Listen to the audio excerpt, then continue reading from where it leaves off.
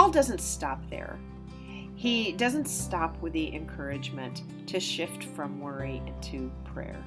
He also gives us another word, and that begins in verse 8. Finally, beloved, whatever is true, whatever is honorable, whatever is just, whatever is pure, whatever is pleasing, whatever is commendable, if there is any excellence and if there is anything worthy of praise, think about these things. Keep on doing these things that you've learned and received and heard and seen in me, and the God of peace will be with you. Look, there are things to keep our thoughts and attention on that are good for us, and there are things that we can be pulled into keeping our thoughts and attention on that are not good for us. So he's saying, here's a list of criteria for the things that would be considered good things to keep your attention on. And he lists it. The good things, the beloved, true, honorable, just, pure, pleasing, commendable, excellence, anything worthy of praise.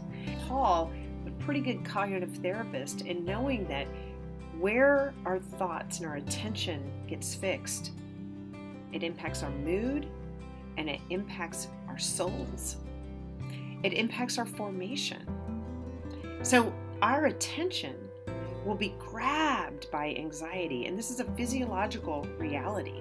When we have an anxious thought, we have a physiological whoosh inside, and our instinct, the way we're made, is to pay attention to that thought. Now, a lot of us have never even considered trying to shift our attention away from an anxious stream of thought because it feels so natural and automatic to try to solve the question that anxiety is trying to ask us. But what I'd like to suggest is that when anxiety is inviting us into a conversation, why are we so readily saying yes to it? I think Paul's admonishment here is he's giving us another option. So what we need to do is to apply a deeper discernment to our thought processes and to ask, is anxiety asking me to think about this? Or is that maybe the voice of the enemy through my anxiety even? Or is God inviting me to think about that? Is the Holy Spirit asking me to think about it? You see, a lot of us have been duped into thinking that anxiety is bad, just offhand is just bad, and we should never feel it and we should never experience it. But we're created as creatures of God with a capacity for anxiety for a reason. Anxiety can be very, very functional. It helps us not step off the curb when a car's coming really quickly. It also helps us do things like remember the name of the person that is interviewing us for the job we really hope to get.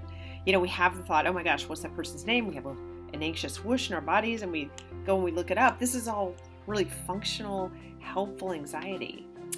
Not so functional, not so helpful anxiety is just when thoughts are popping up that lead us to unanswerable questions that we just desperately try to answer. Things like, oh, my head hurts, like maybe I have a brain tumor. Do I have cancer? Maybe I have cancer. And so then you're off to the races evaluating whether you have cancer. Oh my goodness, did I say the wrong thing? And does that person hate me now? And you're off to the races thinking about that over and over and over again. That's when we're moving into disordered anxiety or less helpful anxiety. Now, what we need to look at here is that when we're experiencing anxiety, right now, all of us are experiencing some really legitimate situational anxiety because we're in a global pandemic and there's so much uncertainty. There's economic uncertainty academically that all of you are dealing with. And so it's legitimate and it makes sense that we're all a little more charged up than usual. We've got more stress hormone in our bodies, and that's no fault of yours, and it's expected and it's normal.